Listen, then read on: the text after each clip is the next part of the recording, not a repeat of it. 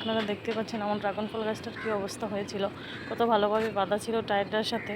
চোর এসে আমার এখান থেকে একটা ড্রাগন ফল ছিঁড়ে নিয়ে গেছে। কতটুকু ড্রাগন ফলগুলো ছিল আমি দেখাচ্ছি আপনাদের। এই যে এইটার সাথে একসাথে ফুটেছে ড্রাগন ফল দুটো। এই যে এইটুকু ড্রাগন ফল কি মিষ্টি লাগবে বলেন তো, আপনারাই বলেন। আমি তো গাছ করছি বিগত 2-2.5 বছর ধরে, আমি তো জানি যে কোনটা ভালো লাগবে কোনটা খারাপ লাগবে। আর এটা একটাই ফুল আছে, কারণ শীত আসছে, শীতকালে হয় না। শীতকালে সাধারণত ডালপালা মেলে, গাছের জোর হয়, তারপরে গ্রীষ্মকালে ফুল ফোটে এবং ফল হয় ড্রাগন ফল গাছে। জুন থেকে শুরু হয় ফুল আসা, জুনে না আসলেও জুনের পরে এপ্রিলে অবশ্যই চলে আসে ফুল আসা শুরু করে। বাকি 6 থেকে 7 মাস ফুল থাকে অবশ্যই। আমি চাচ্ছি যে টায়ারটা উপরে বেঁধে দিয়ে রডগুলোর ভিতরে দিতে। আপনারা কি বলছেন প্লিজ জানান। আমি রশি নিয়ে এসেছি আজকে, আপনাদের ভাইয়া আমার সাথে নাই, তো আমি একাই করবো এই কাজগুলো। অবশ্যই আপনারা আমার পাশে থাকবেন। রশি দিয়ে একটা টায়ারের এক পাশ অলরেডি উঁচু করে দিয়েছি, আর এটা হলো সবচেয়ে মোটা ডাল এই পুরো জায়গাটার, সবচেয়ে বেশি মোটা ডাল। আর কয়েকটা আগাছা হয়েছে যা আমি পরিষ্কার করে দেবো। আগে এটা সোজা করি, সোজা করার পরেই এবছর যেহেতু সিজন প্রায় শেষের দিকে, সেজন্য গাছ যদি নাড়াচাড়া করি তাহলে কোনো অসুবিধা হবে না।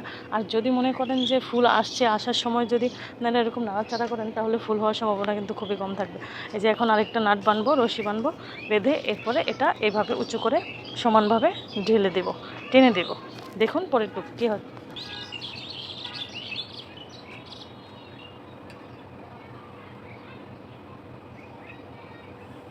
এই দেখুন অলরেডি দুটো গাছ বাঁধা শেষ।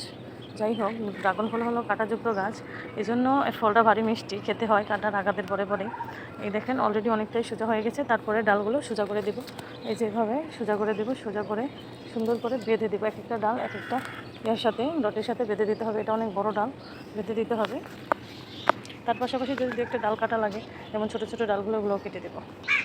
অনেকগুলো ডাল অলরেডি ভিতরে নিয়ে গিয়েছি। এই যে বড় বড় ডালগুলো যত উপরে যাবে অতই ভালো গাছের জন্য। এই যে এটা ডাল বাইরে ছিল, কিন্তু এই ডালটাও বাইরে, ক্যারেটের ভিতরে না।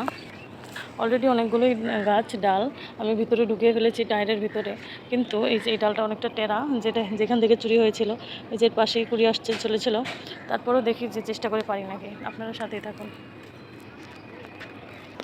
প্লিজ কমেন্ট করবেন যে একা এতটুকু করেছি, একা এতটুকু বেঁধেছি কেমন হয়েছে। আমার মধ্যে তো বেশি একটা সুবিধা হয়নি, তারপরেও এই যে এই পাশের এই সিঙ্গেল ডালটা এটা কেটে দেবো, কেটে আরেক জায়গায় লাগিয়ে দেবো। এটা পরের ভিডিওতে আপনাদের প্লিজ দেখাবো। আপনারা আমার সাথেই থাকবেন এবং দেখবেন আমি এটা সাথে আরও কী করি, আবার কী ধরনের সার প্রয়োগ করি। এই যে দেখেন অলরেডি একটা ফুল আছে। এই যে আপনারা যদি আমার পাশে থাকেন অবশ্যই আমার নতুন কিছু করার চেষ্টা হবে এবং করতেও ভালো লাগবে। আপনারা প্লিজ কমেন্ট করে আমার সাথে থাকেন দয়া করে। চলুন আজকের মতো বাঁধা শেষ। এই দুটো জিনিস খুব কাজে লাগলো। এই যে বেঁধে দিলাম সুন্দরভাবে, এখন দাঁড়িয়ে আছে। দেখেন কেমন লাগছে, আমার থেকে তো বেশ ভালো লাগছে আপাতত। টায়ারটাও সুন্দর গোল হয়েছে, সোজা হয়েছে। বেঁধে দিয়েছে কোমরটা, আর বাকি ডালগুলো কেটে দিয়ে চলেন। এই পাশে কেটেটার কী খবর, অলরেডি আমি একটা টায়ার এনে রেখেছি যে এখানেও বাঁধতে হবে, যেটা হেলে দুলে পড়ে যাচ্ছে। হাতের ভিতরে যে কতগুলো ঘাই খেয়েছি কাটার, এই দেখেন রক্ত বের হচ্ছে, যা বলার বাহিরে। চলুন আজকের মতো এখানে, দেখা হচ্ছে পরের ভিডিওতে, এবং কীভাবে কাটি আর কীভাবে রোপণ করি নতুন চারা গাছ সেটা দেখার জন্য প্লিজ চ্যানেলটি সাবস্ক্রাইব করে দেবেন।